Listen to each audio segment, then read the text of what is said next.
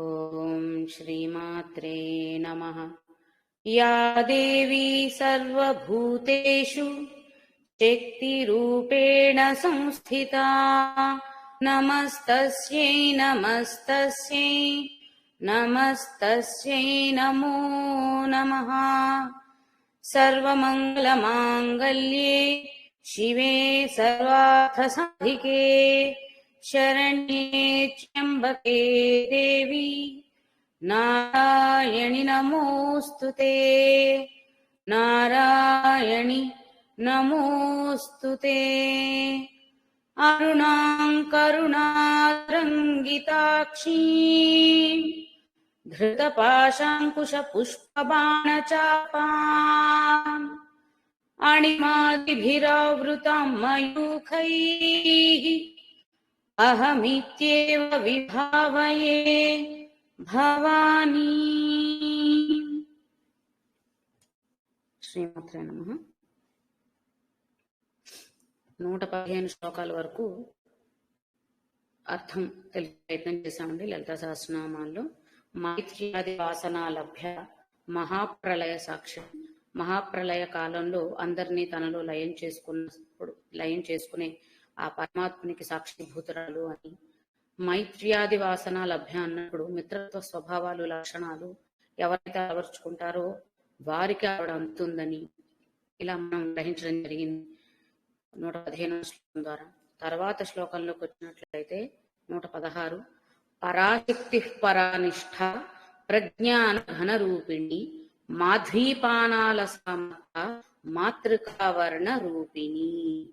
పరాశక్తి పరానిష్ఠ ప్రజ్ఞాన ఘన రూపిణి మాధ్వీపానాలత, ఇది మొత్తం ఒక నామం, మత్త మాతృకావర్ణ రూపిణి, 3 నామాలు అనమాట। పైన చరణంలో 3 నామాలు, కింద చరణంలో 3 నామాలు ఉన్నాయి। ఇక్కడ పరాశక్తి, మనకి పరాదేవత పరమాత్మ ఇవన్నీ వింటూనే ఉన్నాం। పరా అన్న శబ్దం అన్నిటికంటే ఉత్కృష్టమైనటువంటి దేన్నైతే ఉందో దాన్ని తెలపడానికి పరా అన్న శబ్దాన్ని వాడడం జరుగుతుంది। కాబట్టి ఇక్కడ పరాశక్తి అన్నప్పుడు అన్ని శక్తుల కంటే ఉత్కృష్టమైనది, అన్ని శక్తులకి కారణమైనది। అన్ని శక్తులు అంటే ఈ జీవకోటి లేదంటే అన్ని లోకాల్లోనూ సమస్త సృష్టిలోనూ ప్రతి చోట రకరకాలైనటువంటి రూపాల్లో శక్తి అనేది మనకి వికృతం అవుతూ ఉంటుంది। ఎందుకంటే మానవుల్లో ఒకలా, జంతువుల్లో ఒకలా, దైవంలో ఒకలా, శిలలలో ఒకలా, ప్రతి ఒక్క వస్తువులోనూ ఉంది। కేవలం మనుషులకు మాత్రమే సొత్తు కాదు కాబట్టి ప్రతి ఒక్క చోట ఏదో ఒక రూపంలో మనకి శక్తి అనేది కేంద్రీకృతమై ఉంది। కానీ వీటన్నిటికీ మూలమైన శక్తి ఎవరు అంటే ఈ సృష్టికి కారణమైనటువంటి శక్తే। కాబట్టి ఇక్కడ వాటన్నిటికంటే కూడా ఉన్నతమైన శక్తి పరాశక్తి అని చెప్పడం ఒక ఉద్దేశం। అలాగే మనం ముందు తెలుసుకున్నాం సప్తధాతువుల గురించి, సప్తధాతు దేవతా శక్తుల గురించి తెలుసుకున్నాం।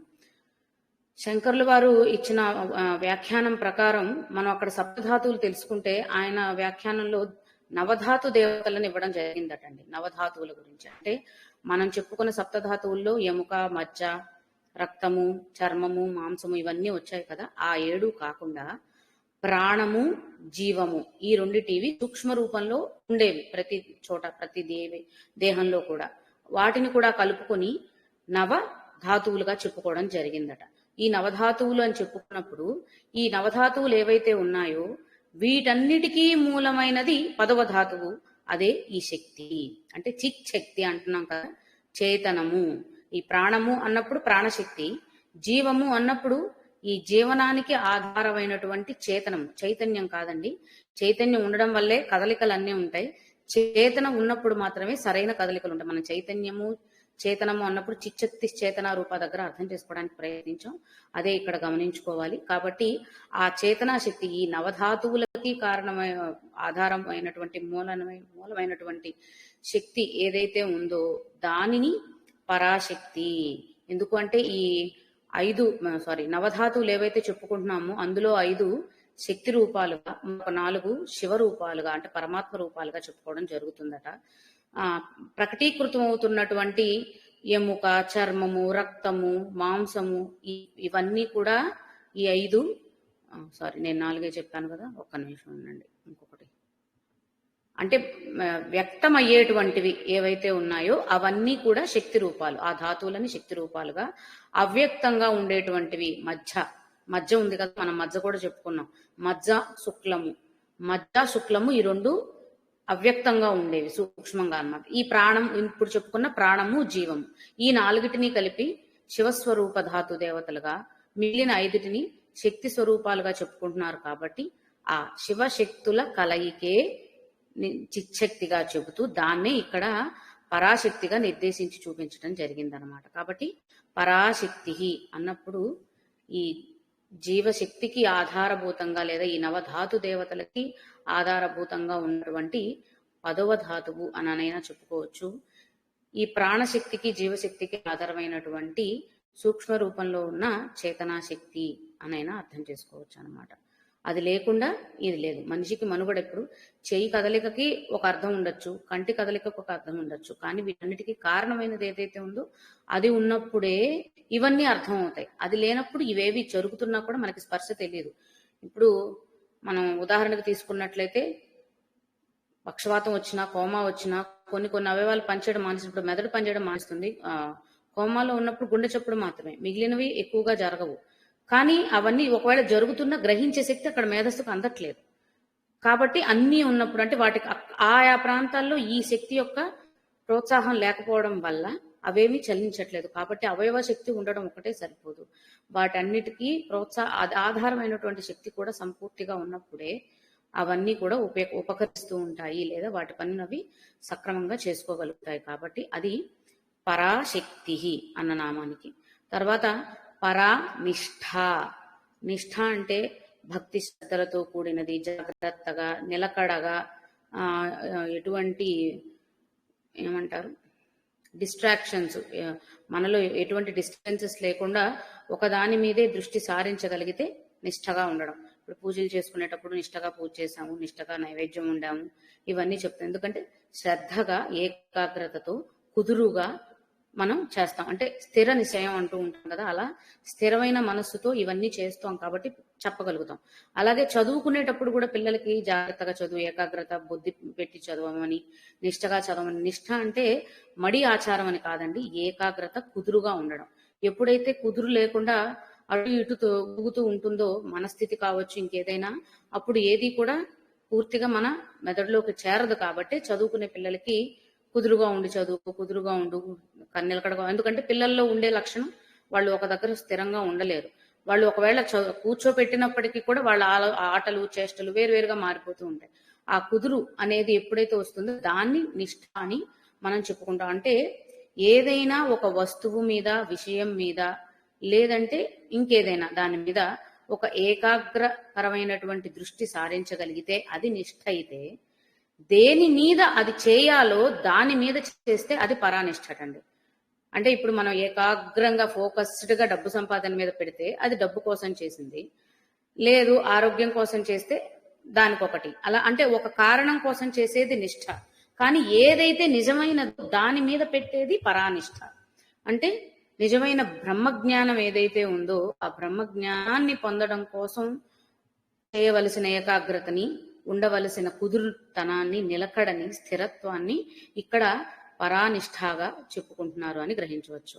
ఎందుకంటే ఇక్కడ పరాశక్తి అన్నప్పుడు అన్నిటికీ ఆధారమైనటువంటి దేవత అని అక్కడ అర్థం చేసుకున్నాం. అటువంటి దేవతని పొందాలి, లేదంటే అటువంటి శక్తి స్వరూపాన్ని గ్రహించాలి అంటే కావాల్సింది కూడా అంతే గొప్పదైనటువంటి ఉత్కృష్టమైనది పరాశక్తి అయితే, అటువంటి ఉత్కృష్టమైన శక్తి స్వరూపాన్ని గ్రహించడానికి లేదా స్వీకరించడానికి కావలసింది కూడా పరానిష్ఠ. అంతే కదా, ఎంత చెట్టుకి అంత గాలి అన్నప్పుడు ఎంత పోటుకి ఏదో స్థానత వస్తుంది కదా. కాబట్టి అదే విధంగా ఆ శక్తి పరాశక్తి, కాబట్టి ఆ శక్తిని పొందటానికి కావాల్సింది కూడా, నిజమైన శక్తిని అర్థం చేసుకోవడానికి కావాల్సింది కూడా అదే విధమైనటువంటి నిష్ఠ. కాబట్టి పరానిష్ఠ. ఇంకా చెప్పాలంటే మనం చెప్పుకుంటున్నాం కదా, జాగ్రత్త అవస్థ, సుషుమ్నావస్థ, స్వప్నావస్థ, వీటన్నిటికీ మూలమైనది, అతీతమైనది తురీయావస్థ అని అనుకుంటే, ఆ తురీయావస్థలో ఉన్న అటువంటి శక్తి స్వరూపాన్ని అర్థం చేసుకోవడం లేదా బ్రహ్మస్వరూపాన్ని అర్థం చేసుకోవడానికి దోహదపడేది పరానిష్ఠ. అంటే అన్నిటికీ మూలమైనటువంటి స్థితి, మూడు స్థితుల్లోనూ తురియావస్థ ఉంటుంది. కానీ మూడు స్థితులను తురియావస్థను అర్థం చేసుకోవాలంటే మూడు స్థితుల్లో ఉన్న తురియావస్థకు వెళ్ళినప్పుడే. అంటే మనం తురియావస్థ అంటే ఏంటి? అటు జాగృతము కాదు, స్వప్నము కాదు, పూర్తిగా సుషుమ్న స్థితి కాని స్థితే తురియ స్థితి. అంటే ఈ మూడిట్లోనూ ఉన్నట్టుగా అనిపిస్తుంది, కానీ ఆ మూడిటి కంటే అతీతమైన స్థితి. కాబట్టి అటువంటి స్థితిలోకి వెళ్ళగలిగినప్పుడే నిజమైన బ్రహ్మస్వరూపాన్ని, బ్రహ్మ జ్ఞానాన్ని పొందగలుగుతారు. కాబట్టి దానికి వెళ్ళడానికి కావలసినటువంటి సాధన పరికరం అని అనుకున్నట్లయితే మొదటిగా ఉండవలసినది పరానిష్ఠ. అటువంటి వారికే అది ఉంది. ఎందుకు అంటే తర్వాత ప్రజ్ఞాన ఘన రూపిణి. ఆ తురీయావస్థలో ఘనంగా ఉన్నటువంటి తల్లి ఆవిడే. జ్ఞానముతో మాత్రమే పొందగలిగినటువంటి తల్లి. జ్ఞానము అని అంటే ఏ పుస్తకాలు చదవడం వలనో, ఇంకేవో పూజలు ఆచరించడం వలనో వచ్చేసేది, లేదంటే ఇంకేమైనా పద్ధతుల్లో వెళ్ళడం వల్ల వచ్చేసేది కాదు. నిజమైన ఆచార్యులు అంటే ఎవరైతే ఈ విధానాలను ఆచరిస్తూ ఆచరించేలాగా చేస్తారో వారు ఆచార్యులు. మనకి ఆచార్యులన్నా, గురువులన్నా, ఇంకేదన్నా కామన్ గా అందరం టీచర్ అని వాడేస్తాం. కానీ మన సనాతన ధర్మంలో ప్రతి ఒక్కరికి కూడా, అంటే ఏ ఏ కేటగిరీకి సంబంధించిన వారికి, ఆయా విభాగానికి సంబంధించిన వారికి సంబంధించిన ఒక నామం ఉంది. ఆచార్యులు, గురువులు, ఉపాధ్యాయులు, ఎన్ని పేర్లు ఉన్నాయి. వాటన్నిటికీ కూడా ఒకదానికొకటి ప్రత్యేకమేనండి. అన్నిటికీ ఒకటే అర్థం రాదు. కాబట్టి ఆచార్యులు అంటే ఆచరిస్తూ ఆచరింపజేసే వారిని మాత్రమే ఆచార్యులు అనాలన్నమాట. కాబట్టి అలాంటి వారు ఎవరైతే ఆచరిస్తూ ఉన్నారో వారి ద్వారా పొంది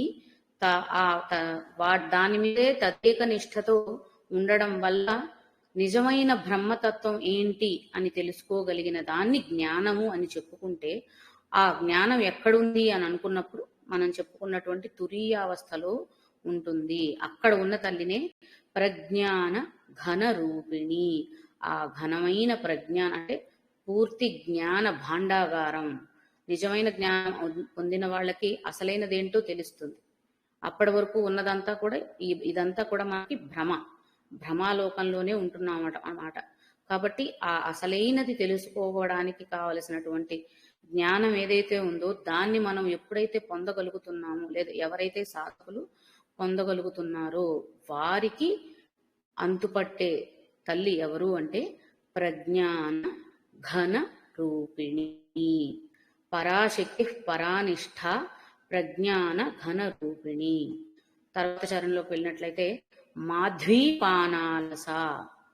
సహజంగా నిఘంటు డిక్షనరీ అర్థం దీన్ని కనుక తీసుకున్నట్లయితే మధువుని సేవించిన తరువాత కలిగేటువంటి స్థితి. మధువు అంటే సహజంగా డిక్షనరీలో ఉండే మీనింగ్ ద్రాక్ష నుండి తయారు చేసినటువంటి మత్తు పానీయం ఏదైతే ఉంటుందో దాన్నే మధువుగా పరిగణించి దాన్ని స్వీకరించినటువంటి తర్వాత కలిగే స్థితి అనేది వ్యావహారికంగా డిక్షనరీ నుండి తీసుకున్న అర్థాన్ని తీసుకున్నట్లయితే పూర్తిగా మనం ఈ ముందు ఇదివరకు కూడా ఇలాంటి అర్థాన్ని స్ఫురించేలా వచ్చిన నామాల దగ్గర గ్రహించాం కదా, అదే విధంగా అది పూర్తిగా వామాచారానికి సంబంధించిన అర్థం అవుతుంది. కాబట్టి దాన్ని ఇక్కడ తీసుకోకుండా వేదాంత పరంగా వచ్చిన అర్థాన్ని మనం గ్రహించడానికి ప్రయత్నిద్దాము.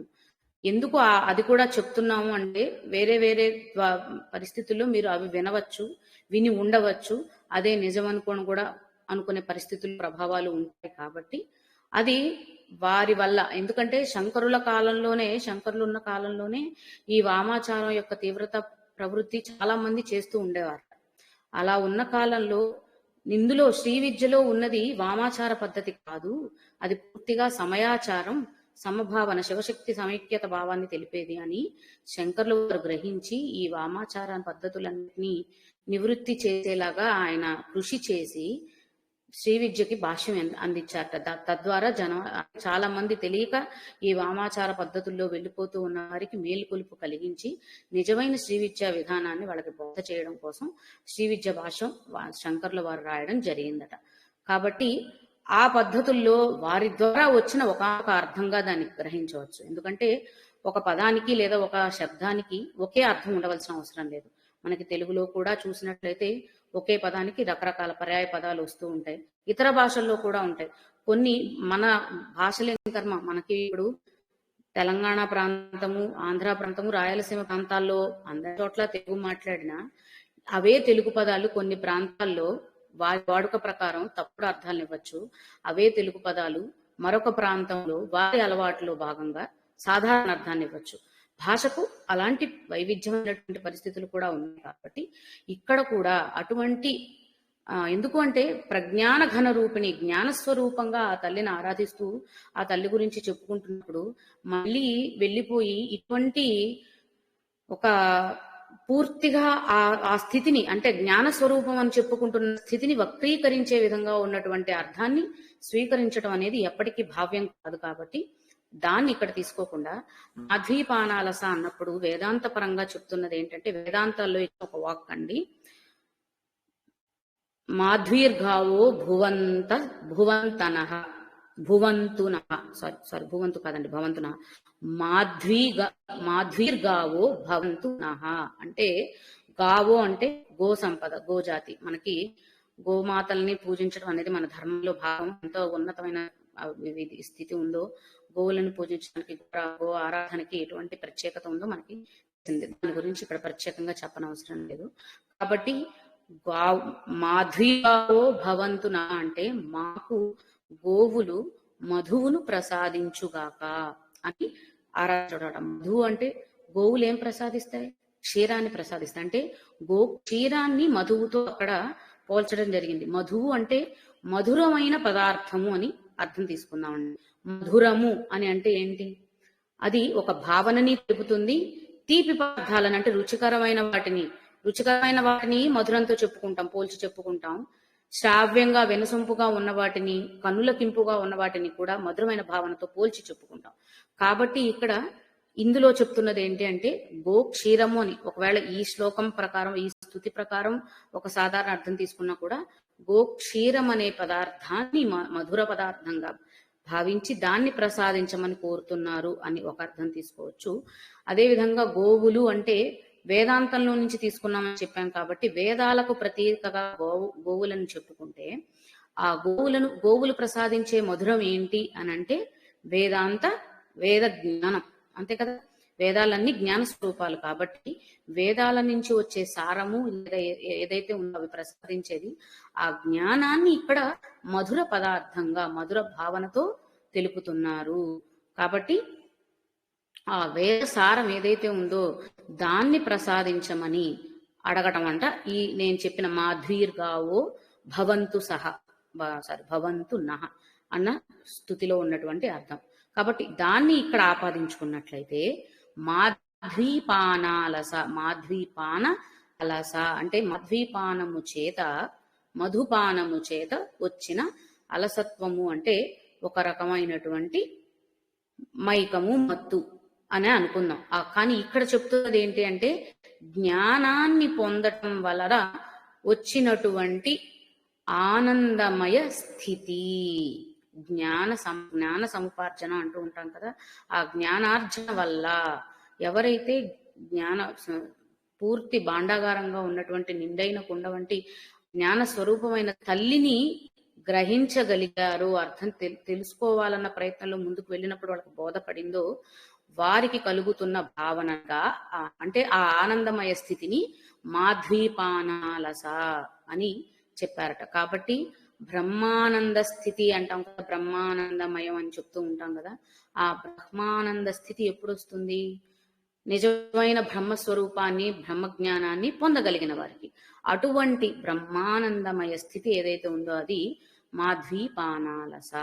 మాధ్వీపానం వల్ల అంటే జ్ఞానాన్ని పూర్తిగా జ్ఞానామృతాన్ని సేవించిన తరువాత కలిగినటువంటి ఒక స్థితి అన్నమాట. కాబట్టి మాధ్వీపానాలస.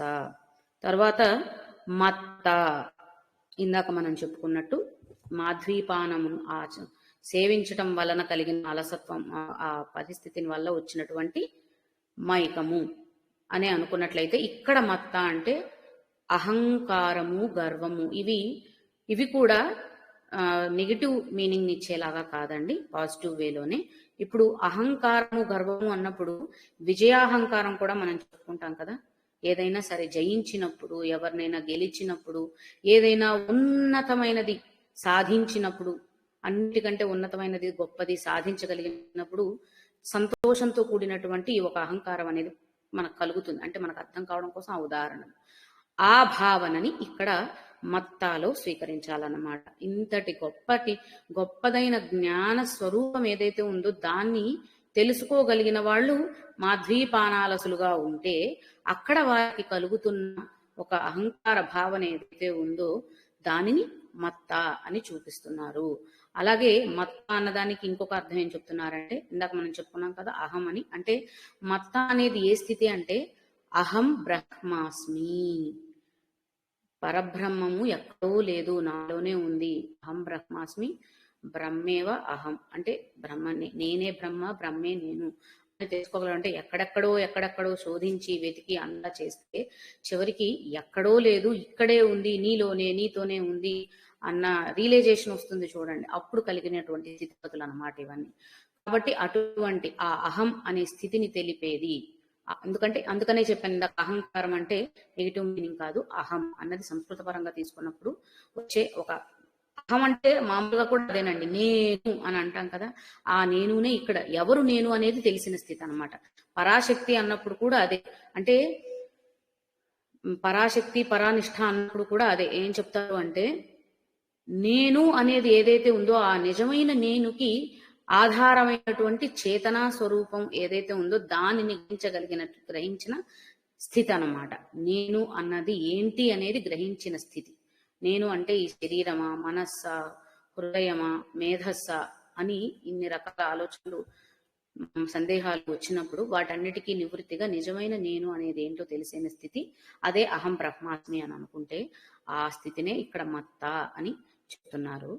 ఒకవేళ అదే నామాన్ని తర్వాత వచ్చే మాతృకావర్ణ రూపిణికి అనుసంధానంగా చెప్పుకోదలిస్తే గనక మత్త అన్నదానికి చెప్తున్న ఇంకొక అర్థం అహం నుంచి తీసుకుని ఏంటి అంటే ఆ నుండి హ వరకు ఉన్న ఆ హాకి, ఆ నుంచి అంటే స్వరముల్లో మొదటిది, అక్షరాలు మొదలయ్యేది ఆతోనే కాబట్టి ఆ అనుకుంటే అంతమయ్యేది హ. ఎందుకంటే తర్వాత క్ష ఉంది కదండి అని అంటే క్ష అనేది సంయుక్త అక్షరం మనందరికీ తెలిసిందే కదండి.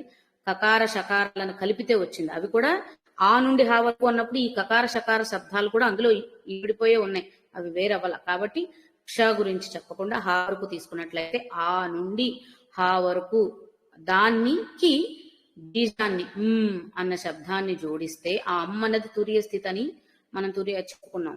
కాబట్టి ఆ అన్న తురియ స్థితిలో ఈ ఆ నుండి హా వరకు ఉన్నటువంటి ఈ దేవతా శక్తుల లేదా ఇక్కడి నుంచి ఆ నుండి హా వరకు ఉన్న జ్ఞానాన్ని, ఆ నుంచి హా వరకు అంటే పరిపూర్ణంగా కదా, లోటే లేదు, మొత్తం వచ్చేసినాయి అందులో.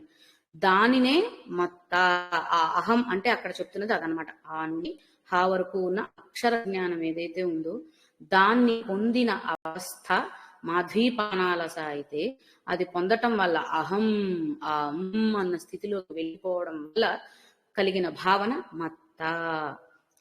ఆ విధంగా తర్వాత నామాలకి, ఎందుకంటే మాతృకా వర్ణ రూపిణి, వర్ణములు అంటే అక్షరాలు అని అనుకున్నట్లయితే అక్షర దేవతల గురించి మనం ధాతు దేవతలు చెప్పుకునేటప్పుడు ప్రతి ఒక్క అక్షర దేవత గురించి తెలుసుకోవడం జరిగింది.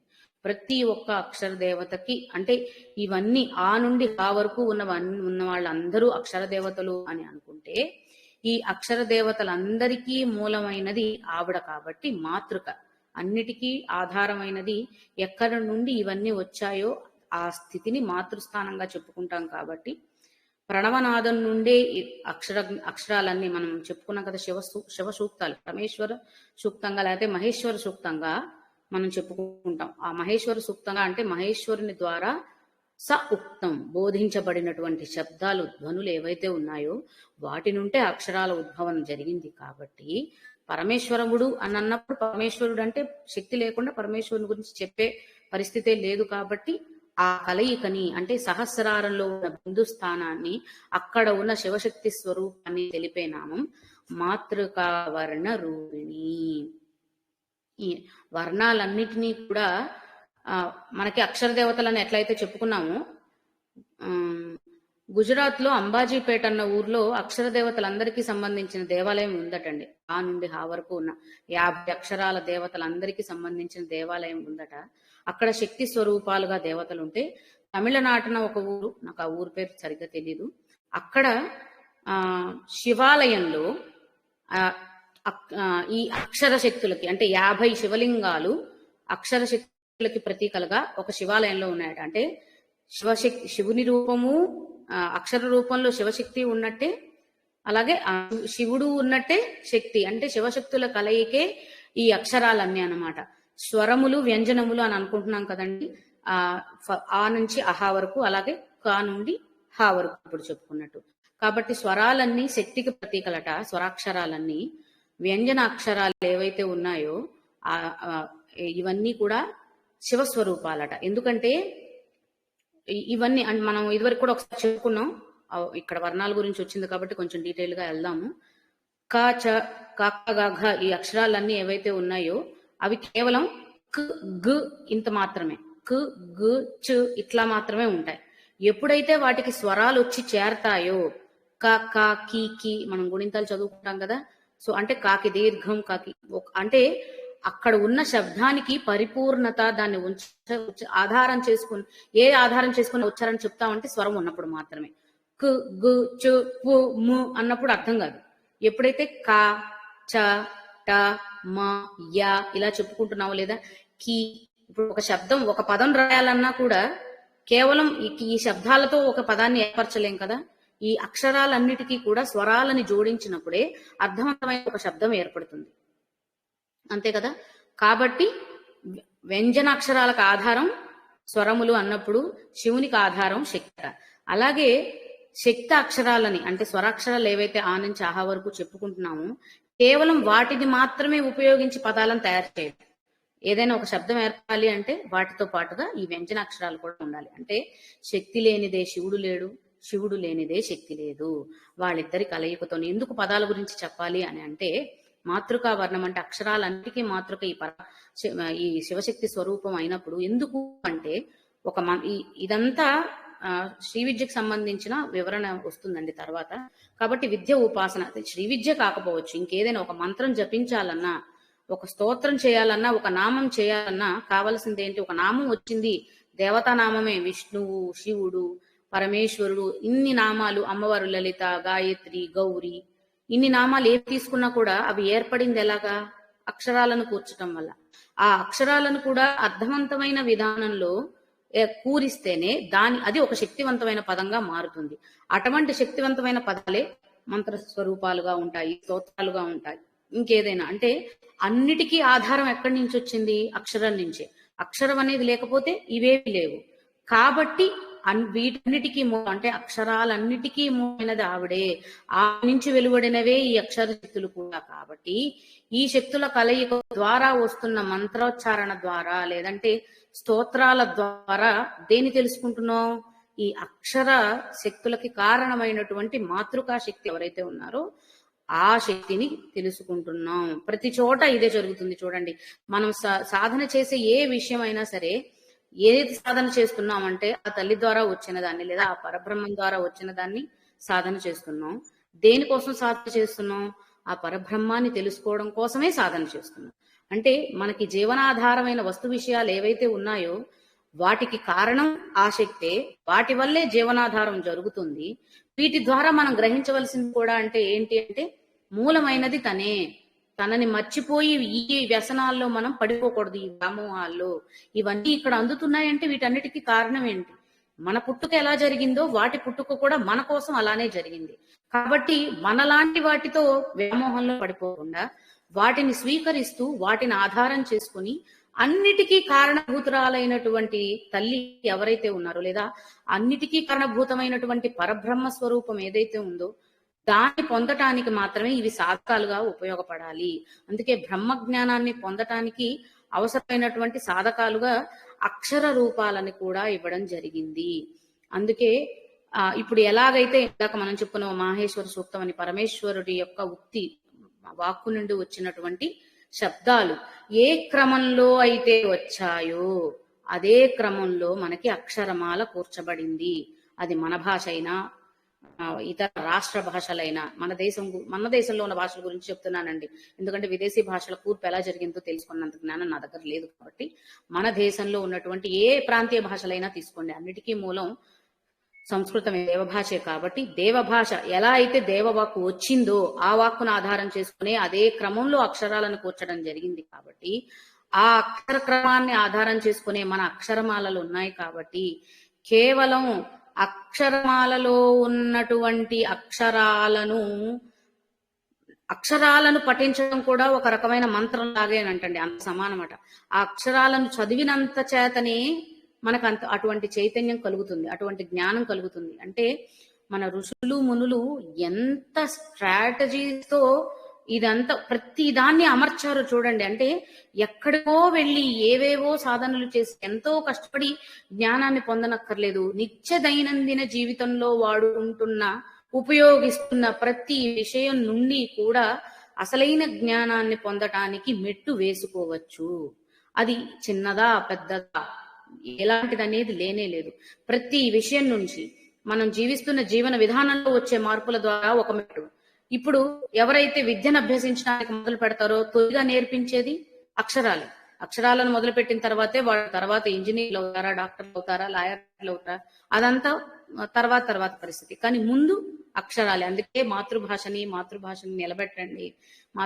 నిలబెట్టండి అని అందరూ పోరాడుతుంటే నాకు ఒక రకంగానే అర్థమైందండి. మాతృభాష అంటే మరి మన దేశ రాష్ట్ర భాష అది కాబట్టి దాన్ని నిలుపుకోవాలి అన్నంత పరిమిత జ్ఞానంలోనే ఒకప్పుడు ఉన్నాను.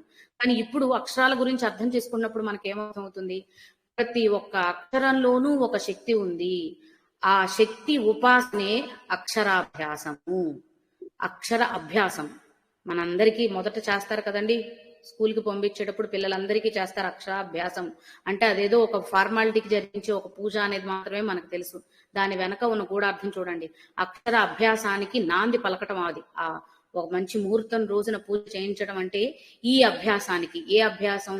అక్షర రూపంలో ఉన్నటువంటి దేవతా శక్తుల అభ్యాసానికి, వారి ఉపాసనకి వేస్తున్న తొలి బీజం అక్షరాభ్యాసం. అటువంటి అక్షరాభ్యాసాన్ని మొదలు పెట్టిన బిడ్డకి తర్వాత అంతా కూడా ఏ అక్షరాలను అభ్యాసం చేయడం కోసం అక్కడ బీజం పొందో ఆ అక్షరాలను వినియోగించుకొని తను ఉన్నత స్థాయికి ఉన్నత విద్యలను అభ్యసించడానికి ముందుకు వెళ్తున్నాడు. అంటే అక్కడే బీజం వేసేశారు. దేనికి సంబంధించిన బ్రహ్మజ్ఞానానికి సంబంధించిన బీజం మనం మామూలుగా క్యాజువల్ గా ఒక 4 ఏళ్ళు రాగానే పిల్లాన్ని బడికి పంపించాలి అనేది ఒక సాధారణ జీవన క్రియ. కాబట్టి మనకందరికీ అది ఒక కామన్ కదా. ప్రత్యేకంగా ఎవరో ఒకరే చదువుకోవడము, ఎవరో ఒకరే పిల్లల్ని పంపించడం అనేది కాదుగా. అందరూ చదువుకునేవారే, అందరూ పిల్లల్ని బడికి పంపించేవాళ్ళే. కాబట్టి ప్రతి ఒక్కరికి నిత్య జీవన విధానంలో భాగంగా బ్రహ్మజ్ఞానాన్ని పొందటానికి అవసరమైనటువంటి బీజాన్ని ఆ బాల్యావస్థలోనే వేయడం అనేది మన ధర్మంలోనే ఉన్న గొప్ప విషయం. అందుకే అక్షరాభ్యాసం అనేది ఘనంగా చూపించుకోవడానికో చేసుకోవడానికో ఆ గుళ్ళో ఎక్కువ దక్షిణ ఆశించి చేసే ఒక తంతు కాదు. దాని వెనుక ఉన్న అసలైన గూఢార్థం ఏంటి అంటే అక్కడే బీజం వేసి ఆ అక్షరాల్లో ఉన్న శక్తిని ఆరాధించడం అనేది. వాడు మాటిమాటికి ఈ ఊ అని చదువుకుంటూ వెళ్తూ ఉన్నప్పుడల్లా మనం చెప్పుకున్న అక్షర దేవతలందరినీ కేవలం అక్షరాలని పఠించినంత మాత్రం చేతే ఆ దేవతారాధనతో సమానమైన ఇది కలుగుతుంది. సమానమైన ఆరాధన శక్తిని ప్రసాదించి తద్వారా వారి ఉన్నతికి అది దోహదపడుతుంది అన్నమాట. కాబట్టి మాతృకా వర్ణ రూపిణి అంటే అన్ని వర్ణములకు ఉన్నతమైనది, మాతృస్థానమైనది ఆవిడే అని చెప్పడం. ఇంకొకటి కూడా ఏంటంటే వర్ణము అన్నప్పుడు అక్షరము వస్తుంది, అదే వర్ణము అన్నప్పుడు రంగు కూడా వస్తుంది కదండి.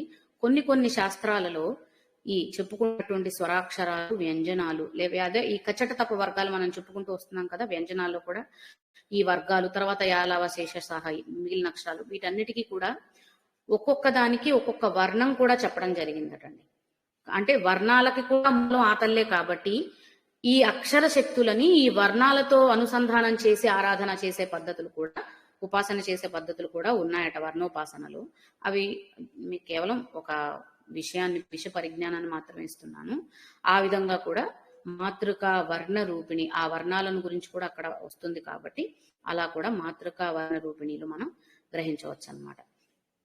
ఆ విధంగా ఏ అక్షరాలైతే ఉన్నాయో, ఆ అక్షర శక్తులు ఏవైతే ఉన్నాయో దీనే శ్రీచక్రానికి కూడా అనుసంధానం చేసి, ఇందాక మనం పరాశక్తి అన్నప్పుడు నవదేవతలు అని చెప్పాం కదా, శంకరుల వారు నవధాతు దేవతలు అని చెప్పారని. ఎందుకంటే శ్రీచక్రంలో ఉన్నటువంటి 9 ఆవరణలకి ప్రతీకలుగా నవధాతు దేవులని, అంటే ఒక్కొక్క ఆవరణకి ఒక్కొక్క ధాతు దేవతని అనుసంధానం చేసి చెప్పారు.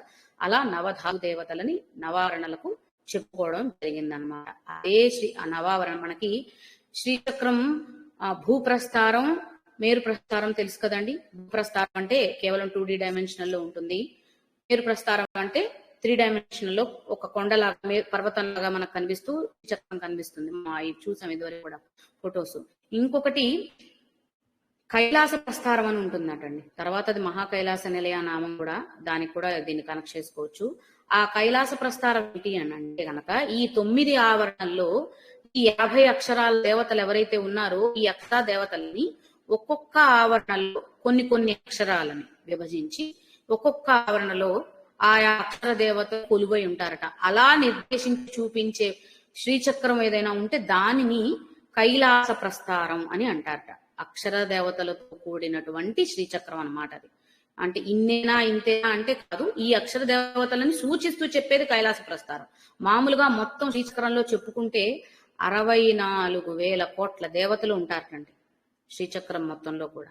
కాబట్టి అలా వాళ్ళందరూ ఉన్నప్పటికీ కూడా మీగా చెప్పుకునేవి ఈ 9 ఆవరణలలోనూ ఈ అక్షర దేవతలను సూచిస్తూ చెప్పేది కైలాస ప్రస్థారం అట. అలాగే మనం ఇందాక అనుకున్నట్టు శక్తి స్వరూపాలుగా అక్షరాలను తీసుకున్నప్పుడు విశ్వనాథ్ గారు మన తెలుగులో గొప్ప కవి అయినటువంటి ఆయన మన తెలుగు అక్షరాలని అన్ని గుండ్రంగా రాస్తాం కాబట్టి ప్రతి ఒక్క దానిలో కూడా ఒక లింగ స్వరూపాన్ని చూశాను అని ఆయన కవిగా వర్ణించి చెప్పారు.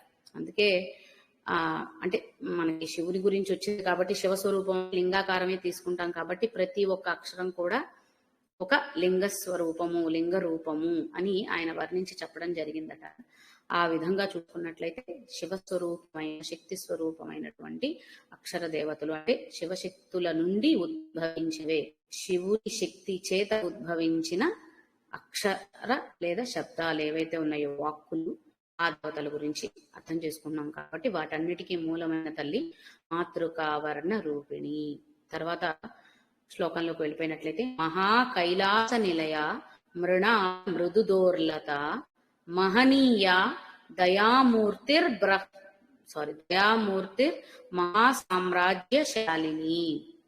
దయామూర్తిర్ మహాసామ్రాజ్యశాలిని అన్నప్పుడు దయామూర్తి ఒక నామం, మహాసామ్రాజ్యశాలిని ఆ విసర్గ మకారంగా రేఫంగా మారి దయామూర్తిర్ అయిందన్నమాట. కాబట్టి దయామూర్తి మహాసామ్రాజ్యశాలిని. మహాకైలాస నిలయ మృణాల మృదుదోర్లత ఒక నామం అండి. మహాకైలాస నిలయ ఒక నామం, మృణాల మృదుదోర్లత ఒక నామం, మహనీయ ఒక నామం, దయామూర్తిర్ మహాసామ్రాజ్యశాలిని. ఇన్నప్పుడు దయామూర్తి ఒక నామం, మహాసామ్రాజ్యశాలిని అనేది మరొక నామం. మహాకైలాస నిలయ అనగానే మనకి సహజంగా నామాన్ని బట్టి ఏమర్థం అవుతుంది అంటే అయ్యవారిలో ఒక కైలాసం కాబట్టి అమ్మవారు కూడా అక్కడే ఉంటారు కాబట్టి కైలాస నిలయ అని చెప్పేశారు అని అనుకోవచ్చు.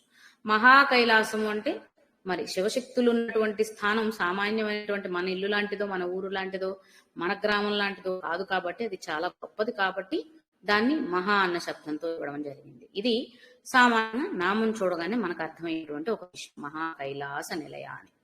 ఇప్పుడు దీన్ని శాస్త్రపరంగా అర్థం చేసుకోవడానికి ప్రయత్నించినట్లయితే కనుక ఫస్ట్ కైల అంటే సమ్ అంటే నివాసం ఏర్పరచుకున్నది, అక్కడ కొలువై ఉన్నది అని అర్థం అక్కడ తీసుకున్నట్లయితే కనుక కైల అంటే కైల అన్న శబ్దానికి చెప్తున్న అర్థం ఏంటి అంటే కేలుల సమూహం. కేలి అంటే ఒక ఆట క్రీడని కేలి అంటామని మనకు తెలుసండి. ఆ ఆట క్రీడ దాన్ని కేలి అని ఎందుకు అన్నారంటే దానివల్ల మనం పొందేటువంటి ఒక ఆనందం ఏదైతే ఉందో దాన్ని సూచిస్తుంది. అంటే ఆటలు ఇవన్నీ క్రీడలు ఇవన్నీ ఆడేది ఎందుకు అంటే ఇప్పుడు చెప్పుకునే కాంపిటీషన్స్ గురించి నేను చెప్పట్లేదండి. చాలా ఎక్కువ ఒలింపిక్స్ ఇవన్నీ పక్కన పెట్టేస్తే మామూలుగా ఒక ఆట ఆడే ఎందుకంటే సరదా కోసం, ఆనందం, ఒక రకమైన ఒక ఆనందాన్ని పొందడం కోసం. కాబట్టి కైల అంటే అటువంటి ఆనందముల సమూహం, కేళుల సమూహాన్ని కైల అని చెప్తారు. అక్కడ కొలువై ఉన్న తల్లి కాబట్టి కైలాస నిలయ, అక్కడ ఆసనం వేసుకొని కొలువై ఉన్న తల్లి అంటే ఆనందమయ స్థితి, బ్రహ్మానందమయ స్థితి అని ఇందాక కూడా చెప్పుకున్నాం కదండి మాధ్వీపానాల సామర్థ్య దగ్గర. అదే విధంగా ఇక్కడ కూడా ఇప్పుడు ఈ మహా కైలాస నిలయ అంటే ఏంటి? సహస్రారం. అక్కడ బిందు రూపంలో ఉన్న శివశక్తి స్వరూపాన్ని పొందగలిగినప్పుడు, పొందినప్పుడు లేదా తెలుసుకున్నప్పుడు ఉన్న స్థితి అనేది ముందు నామం ద్వారా అర్థమైతే, అక్కడ ఉన్న తల్లిని, అక్కడ ఉన్న పరబ్రహ్మ స్వరూపాన్ని మహా కైలాస నిలయగా చెప్తున్నాము. కాబట్టి కేలుల సమూహం అంటే ఆనందముల సమూహం. ఆనందం ఒకటి కాదు, అక్కడ లేని ఆనందాలు లేవు. ఎన్ని అంటే లెక్క పెట్టడానికి రావు. అటువంటి ఆనందముల సమూహం ఏదైతే ఉందో, ఆ ఆనందముల సమూహమైన స్థానం కైలాసం అయితే అక్కడ కొలువై ఉన్న తల్లి అంటే అక్కడ ఆనందం తప్ప ఇంకొక దానికి అవకాశం కూడా లేదు అని అర్థమవుతుంది అనమాట. మహా కైలాస నిలయ. అలాగే ఇంకొకటి కూడా ఏంటంటే అఖండమైనటువంటి శాశ్వతమైనటువంటి స్థితి అంతే కదా. ఇంకా ఆనందం తప్ప వేరే ఏది లేదు అంటే, ఇంకేదన్నా ఉంటే ఇది పోయి అది రావచ్చు, ఇది జరిగి అది ఆ స్థానంలోకి వచ్చు. ఏది లేకుండా అదే ఉందంటే ఇంక అదే శాశ్వతం. ఇంకొకటి మారదు, అది మారదు, ఇంకొకటి వచ్చి చేరదు, ఎప్పటికీ అదే ఉంటుంది. కాబట్టి శాశ్వతమైనటువంటి స్థితిగా చెప్పుకుంటాం. అలా కాకుండా ఇంకొక అర్థం ఏం చెప్తున్నారు అంటే, మనకి లాస్యాన్నామం తెలుసు కదా, లాసము అంటే ఆనందాన్ని వ్యక్తీకరించేటువంటి ఒక స్థితిని లాసము అంటారండి. మనం ఎంత ఆనందిస్తున్నాము అంటే మన ఆనందాన్ని ఏదో ఒక విధంగా వ్యక్తీకరించాలి ఎదుటి వ్యక్తికి అంటే మన మాటల్లోనూ మన భావనల్లోనూ ఎలా అయితే తెలియపరుస్తామో అలా దానిని లాసము అని అంటారు అనుకుంటే కనుక, ఇక్కడ ఇది ఈ ఆనందం ఎటువంటిది? అఖండమైనటువంటిది, శాశ్వతమైనటువంటి ఆనందం. కాబట్టి ఆ ఆనందమైనటువంటి స్థితి ఎక్కడ అభివ్యక్తం అవుతుందో దానిని మహాకైలాసంగా చెప్తున్నారు. లాస అభివ్యక్తి జరిగేటువంటి స్థానము మహాకైలాసము. దాన్నే లాస్యము అంటే ఇక్కడ దీన్ని శివుడి నృత్యంతో కూడా అంటే ఆనంద తాండవం అంటూ ఉంటారు కదండి. ఆనంద తాండవం అంటే సంతోషంతో చేసేటువంటి ఒక నృత్యమో నాట్యమో అని అనుకున్నట్లయితే, ఇప్పుడు ఆ మహాకైలాసం శివుడి స్థానం అని మనం చెప్పుకుంటాం కాబట్టి, శివపార్వతులు ఉండే స్థానం అనుకుంటాం కాబట్టి, అక్కడ ఉన్నది మొత్తం ఏం చెప్పుకున్నాం? బ్రహ్మానందమయము, పరమానందమయము అని చెప్పుకున్నాం. ఎందుకంటే బ్రహ్మ జ్ఞానాన్ని పొందడం వల్ల కలిగిన స్థితి కేవలం అది మాత్రమే ఉండే స్థితి కాబట్టి. అంటే ఆనంద తాండవం మనలాంటి వారికి అయితే ఎప్పుడో ఒకసారి కొన్ని పరిస్థితుల్లోనే జరగచ్చు. అక్కడ నిత్యం ఆనందమే ఉంటుంది కాబట్టి, ఎప్పుడు ఇంక అది మాత్రమే ఉంటుంది కాబట్టి, మన శివుడు ఆనంద తాండవం కూడా ఎప్పుడూ జరుగుతూనే ఉంటుంది అనమాట. కాబట్టి ఆ లాసం వల్ల చేసేటువంటి నృత్యం నిత్యము ఆనందమైన స్థితి ఏదైతే ఉందో దాన్ని అభివ్యక్తీకరించడం లాసం అయితే, ఆ అభివ్యక్తీకరణ ఏ విధంగా జరుగుతుంది అంటే నృత్యం ద్వారా. అభివ్యక్తి అంటే ఎక్స్ప్రెస్ చేయడం అని అనుకుందాం. ఆనందాన్ని ఎక్స్ప్రెస్ చేస్తున్నది ఏ విధంగా? నృత్యం ద్వారా. దాన్నే లాస్యం అని అంటున్నారు అనమాట.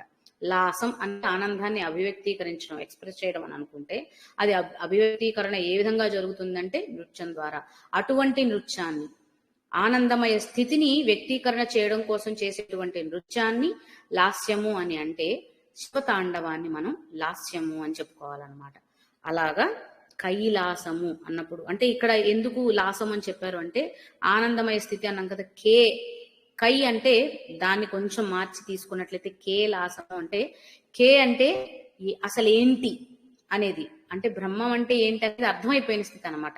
ఇది ఏంటి, లేకపోతే నువ్వేంటి, నేనేంటి అని అంటారు కదా, ఇలాంటివన్నీ అర్థమైన స్థితి ఆనందమయ స్థితి అనమాట.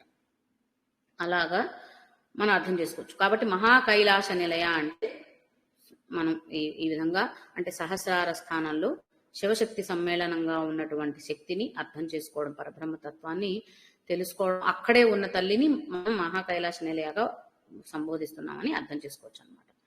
ఇక్కడ తర్వాత వచ్చిన నామం మృణాల మృదు దోర్లత. మృణాల అంటే తామరతూడు అండి. మృదు దోర్లత, తామరతూడు మధ్యలో ఉన్నటువంటి సన్నని దారము, తీగో ఏదనుకుంటే అది, అటువంటి స్థితిని అమ్మవారికో చెప్తున్నారనమాట. తామరతూడులో లేతగా చాలా సున్నితంగా మెత్తగా మృదువుగా ఉన్నటువంటి దారం ఏదైతే ఉందో ఆ దాన్ని ఆవిడతో పోలుస్తున్నారు. ఎందుకు అంటే మనం ఇడా పింగళ సుషుమ్న నాడులు చెప్పుకున్నప్పుడు ఇడా పింగళ నాడుల్ని ఆధారం చేసుకొని సుషుమ్న ద్వారా ప్రాణశక్తి ప్రసరిస్తుంది అని అర్థం చెప్పుకున్నాం కదా. సుషుమ్న ద్వారా ప్రాణశక్తి ఎలా ప్రసరిస్తుంది అంటే అక్కడ కూడా మనం ఇదే తీసుకున్నాం, ముందు శ్లోకాల్లో వచ్చింది మనకి, అక్కడ కూడా ఇదే ఉదాహరణ వచ్చింది. తామర తూడు లాంటిది, అంటే సుషుమ్న నాడిని తామర కాడగా తూడుగా చెప్పుకున్నట్లయితే అందులో సన్నని తీగలాగా ప్రసరిస్తూ ఉండే ప్రాణశక్తి అని అర్థం చేసుకున్నాం కదా. అదే ఇక్కడ అన్నమాట. ఆ సన్నని తీగలాగా ఉన్నటువంటి తల్లిని మృణాల మృదు దోర్లత, మృణాల అంటే తామర కాడ, అందులో సన్నటి తీగ ఏదైతే ఉందో మృదువైనది, దానిని ఆవిడ అని చెప్తున్నారు. కేవలం అంటే తామర పువ్వులో ఉన్న కాడలో ఉన్న దారం అని కాకుండా సుషుమ్న నాడిలో ఉన్నటువంటి ప్రాణశక్తి అంత సున్నితమైనది ఆవిడ అని చెబుతూ మహనీయ, మహనీయులు అని ఎవరిని అంటారు? గొప్పవారిని, ఉన్నతమైన వారిని అంటారు. కాబట్టి సహస్రార బిందువుల్లో ఉన్నటువంటి ఆ గొప్పైన శక్తి ఎలా ఉంది అంటే మృదు దోర్లతలాగా ఉంది అనుకుంటే ఎవరు అంటే ఆవిడే గొప్ప మహనీయురాలైనటువంటి ఆ పరాశక్తి. అందుకని ఆవిడని మహనీయ, అందరికంటే అన్నిటికంటే ఉన్నతమైనది, గొప్పది అని చెప్పడానికి మహనీయ అని చెప్పుకుంటున్నాం అన్నమాట. తర్వాత దయామూర్తి, ఇందాకే చెప్పుకున్న సుషుమ్నా నాడిలో చాలా మృదు పదార్థంగా ఉంటుంది. మృదువు అంటే సున్నితమైనది. దయామూర్తి అంటే దయ మాత్రమే ఆవిడ స్వరూపం అటండి. ఇంకా మన మీద క్రోధము, ఆవేశము ఇవేమీ కాదట. ఎటువంటి వారైనా తన బిడ్డలే కాబట్టి అందరూ రాక్షసులైనా, దేవతలైనా, మానవులైనా, జంతువులైనా, ఎవరి మీదైనా సరే దయ మాత్రమే కలిగి ఉన్నటువంటి తల్లి, వేరే ఏమీ కాదట. అందువల్ల ఆవిడని దయామూర్తి అని అంటారు. దయకి మూర్తి భావన చేస్తే ఆవిడే అంటే ఆవిడ చేసేది ప్రతిదీ కరుణాపూరితమైన దృష్టితోనే తప్ప వాటిని మనం స్వీకరిస్తాం. అమ్మ తల్లి ఇంత పని చేసావా, నాకు ఇంతటి కష్టం తెప్పించావా అని మనం అలా అనుకుంటాం.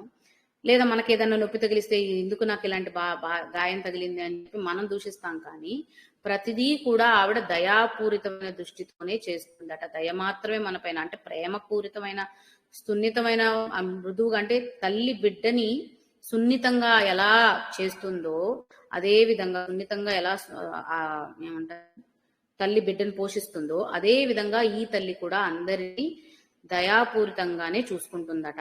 దీనికి మనం పురాణ కథను చెప్తూ ఎలా చెప్పారంటే, బ్రహ్మాండ పురాణంలో మనకి మనం భండాసురుడు వధ గురించి చెప్పుకుంటున్నప్పుడు భండాసురుడు వేసిన ఎన్నో గొప్ప గొప్ప అస్త్రాలు, ప్రతి అస్త్రానికి కూడా ప్రత్యస్త్రాన్ని వేస్తూ వచ్చింది. అలా భండాసుర సైన్యాన్ని, భండాసురుడిని వధించింది అనేది కదా పురాణంలో ఇప్పుడు దీనికి సంబంధించిన కదా. మరి దయామూర్తి అన్నప్పుడు ఎలా శస్త్రాలు అస్త్రాలు సంధించి వారిని చంపింది, అంటే వారిని సంహరించింది అంటే వారికి ముక్తి ప్రసాదించడం కోసమే. అంటే అలా ఆవిడ చేత సంహరించబడిన వారందరికీ కూడా ముక్తేనట. వాళ్ళేమి నరకలోకాలకి వాటికి వెళ్ళరట. ఆవిడ చేత సంహరించబడినప్పటికీ కూడా, అంటే వాళ్ళకి రాక్షస స్వభావం ఉన్నప్పటికీ కూడా తల్లి చేత సంహరించబడ్డారు కాబట్టి వాళ్ళందరికీ ముక్తే ప్రసాదించబడుతుందట. అది పాపకర్మలు చేసిన వాళ్ళకి మరి కర్మ ఫలితాలను అనుభవించాలి కాబట్టి వాళ్ళకి ముక్తి ఎలా దొరుకుతుంది, వాళ్ళకి దొరకదు కదా అని అంటే, ఎప్పుడైతే ఆ తల్లి బాణాలను సంధించిందో ఆ తల్లి తాకిన బాణ స్పర్శ మళ్ళీ వారికి తగలడం వల్ల ఆ స్పర్శ మాత్రం చేతనే వాళ్ళ పాపాలన్నీ కడిగేసినాయంట. అలా కడిగేసిన తర్వాత వాళ్ళకి కలిగింది ముక్తి. అంటే తల్లి వేసిన ఆయుధంలో కూడా ప్రేమనే చూడాలి అని చెప్పడం అండి. ఆ కథను ఉదాహరణగా చేసుకొని వాళ్ళకి మాత్రమే ముక్తి దొరికిందని ఆగిపోవద్దు. ఆ తల్లి ప్రసారం అనేది ఎప్పుడు కూడా పూల బాణాలుగానే ఉండనవసరంలా, ఇటువంటి చురుకై పదునైన బాణాలు కూడా తగిలి ఉండవచ్చు. అవి తగిలినా కూడా వాటి వల్ల మనకి మంచి ముక్తే కలుగుతుంది, కానీ దానివల్ల నష్టం వాటిల్లదు. రాక్షసులంతటి వాళ్ళకే ముక్తిని ప్రసాదించగలిగిన తల్లి, అంటే రాక్షసులు అనేది రాక్షస గుణం స్వభావం ఏదైతే ఉందో అన్నిటికంటే చాలా అధో ఇది కదా, అధోస్థితిని తెలియపరుస్తుంది. అటువంటి వారిని కూడా తన బాణాల స్పర్శ చేతనే వాళ్ళకి ముక్తిని ప్రసాదించినప్పుడు మనం మంచివారుగా ఉండదలిస్తే, అంటే మనలో ఉన్న రాక్షస స్వభావాలన్నిటినీ మనం పారవేయదలిస్తే, వాటిని దూరంగా పెట్టి సన్మార్గంలో వెళుతున్నప్పుడు ఇటువంటి బాణాలు మధ్య మధ్యలో తగిలినట్టు అనిపించినా అవి మనలో ఉన్న రాక్షస గుణాలని, స్వభావాలని దహించేసేసి సన్మార్గులుగా సన్మార్గంలో సాధులుగా సాధ్విలుగా మనల్ని మార్చి తీసుకువెళ్ళడం కోసం చేసేదే తప్ప అది మనకి శిక్ష కాదు. తల్లి బిడ్డ తప్పు చేశాడని ఒక దెబ్బ వేస్తే అది దండన అవ్వదు, వారికి అది శిక్ష అవ్వదు. కేవలం వాడి తప్పుని ఇంకొకసారి ఆ తప్పు తిరిగి చేయకుండా ఉండడం కోసం, లేదా మళ్ళీ ఆ తప్పు నుంచి తను ఇది తప్పు అన్న విషయాన్ని తెలుసుకోవడం కోసం వచ్చే ఒక చిన్నపాటి దండన మాత్రమే, కానీ అది శిక్ష కాదు. ఖైదు చేయట్లేదు కదండి, మన గవర్నమెంట్స్ వేసేసి జైల్లో పడేసి ఇటువంటి ఖైదు చేసేవన్నీ చేయట్లేదు కాబట్టి అది శిక్ష కాదు. కేవలం అది తల్లి ఆప్యాయత మాత్రమే. బిడ్డ తప్పు చేయకూడదన్న తపనతో తల్లి దండించిందే తప్ప తన మీద వైరం పెట్టుకొని శిక్షించట్లేదు కదా. ఇప్పుడు రాజులు యుద్ధాలు చేసుకున్నప్పుడు ప్రత్యర్థిని నిర్దాక్షిణ్యంగా నరికేస్తారు, ఎందుకంటే వాళ్ళ రాజ్యాన్ని వాళ్ళు కాపాడుకోవడానికి. అది వేరు. అలాంటిది కాదనమాట ఇక్కడ తల్లి చేస్తుంది, మనల్ని సన్మార్గంలో తీసుకురావడానికి చేస్తుంది. కాబట్టి అది శిక్ష కాదు, కేవలం దండన మాత్రమే. అందులో కూడా ఆ తల్లి ప్రేమనే చూడాలి. అంటే మనకి ఇబ్బంది కలిగిందని చెప్పేసి మనం అనుకున్నది జరగలేదని దూషించడం, అనుకున్నది జరిగితే పోవడం అనేది తప్పు. అది అనుకున్నది జరగదా అనేది మన చేతుల్లోనే లేదు. అలాంటప్పుడు మనకి ఏదైనా రాగానే పొంగిపోయి, రాకపోతే బాధపడి డీలా పడిపోయి ఉండడం అనేది మన అవివేకం అన్నమాట. ఈ తల్లి అది తెలపడం కోసం దయామూర్తి, అంతటి దయామయమైనటువంటి తల్లి ఆవిడ అని మనకి వశిన్యాది వాగ్దేవతలు ఈ విధంగా తెలియపడతారు. కాబట్టి మీరు అంటే ఇదంతా కూడా వారు వశిన్యాది వాగ్దేవతలు మన కోసం రాసిచ్చింది కాబట్టి మనల్లో ఆ మేలుకొల్పు రావడం కోసం, మన ఆలోచనల్లో ఆ మార్పు రావడం కోసం. కాబట్టి తల్లిని నమ్మితే ఆ తల్లి ఇచ్చేసి దండన కూడా మనకు అర్థమవుతుంది. తద్వారా దానికి మనం లోను కాకుండా, దానికి సంబంధించిన బాధకో కోపానికో ఆవేశానికో గురి కాకుండా, ఇదంతా కూడా తల్లి మనకిచ్చి మనల్ని అర్థం చేసుకోవడానికి చేస్తున్నది అన్న ఆ తల్లి ప్రయత్నం మనకు అర్థమవుతుంది. కాబట్టి మా ఆలోచనలు కూడా మార్పు వస్తుంది అన్నమాట. కాబట్టి అలా దయామూర్తి. తర్వాత మహా సామ్రాజ్యశాలిని, ఈ జగత్తంతా ఆవిడే, ఈ జగత్కర్త ఆవిడే, జగమాత ఆవిడే. కాబట్టి ఇంత అంత అని చెప్పడానికి లేదు, మొత్తం కలుపుకొని, లేదా శ్రీచక్రం మొత్తం కలుపుకున్నా కూడా ఆవిడే అని చెప్పుకున్న శ్రీచక్రంతో పోల్చుకొని మహా సామ్రాజ్యం, ఈ శ్రీచక్రం అనే సామ్రాజ్యం ఏదైతే ఉందో, ఎందుకంటే శరీరమే శ్రీచక్రం, ఈ సృష్టి శ్రీచక్రం అని అనుకుంటున్నాం కాబట్టి ఈ మొత్తం సామ్రాజ్యానికి అధినాయిక ఆవిడే. కాబట్టి దాన్నంతా నియంత్రించే తల్లి ఆవిడే. కాబట్టి నిఖిలేశ్వరి, మనం ముందు కిందటి వారంలో తెలుసుకున్నాం ఆ శ్లోకాల్లో. కాబట్టి ఆవిడని మహా సామ్రాజ్యశాలిని అని చెప్పుకోవడం జరిగిందనమాట. ఈ విధంగా మహా కైలాస నిలయ, మృణాల మృదుదోర్లత, మహనీయ దయామూర్తిర్ మహా సామ్రాజ్యశాలిని. ఈ పూర్తి జగత్తుకి ఆవిడే మాత కాబట్టి, జగత్తునంతా నియంత్రించే తల్లి ఆవిడే కాబట్టి మహా సామ్రాజ్యశాలిని అయిందండి. తర్వాతి శ్లోకాలన్నీ కూడా ఇటువంటి గొప్ప తల్లిని ఏ విద్యను అభ్యసించి ఉపాసించి తెలుసుకుంటాము అనేది తెలుస్తుంది. ఆత్మ విద్య, మహావిద్య, శ్రీ విద్య, కామసేవ, శ్రీ షోడశాక్షరి విద్య, త్రికూట, కామకోటిక. తర్వాత నామాల్లో మనకు అర్థమయ్యే విషయం శ్రీ విద్య అంటే ఏ విద్య ద్వారా ఈ తల్లిని ఉపాసించవచ్చు, ఈ తల్లిని పొందొచ్చు అని అంటే గొప్పదైనటువంటి శ్రీ విద్య, బ్రహ్మ విద్యతో సమానమైనటువంటి శ్రీ విద్య గురించి చెప్తున్నారు. ఎందుకు అంటే అది ఆత్మ విద్య, మహావిద్య కాబట్టి. ఈ శ్లోకాలను మనం తదుపరి క్లాస్లో తెలుసుకుందాం. శ్రీమాత్రే నమః.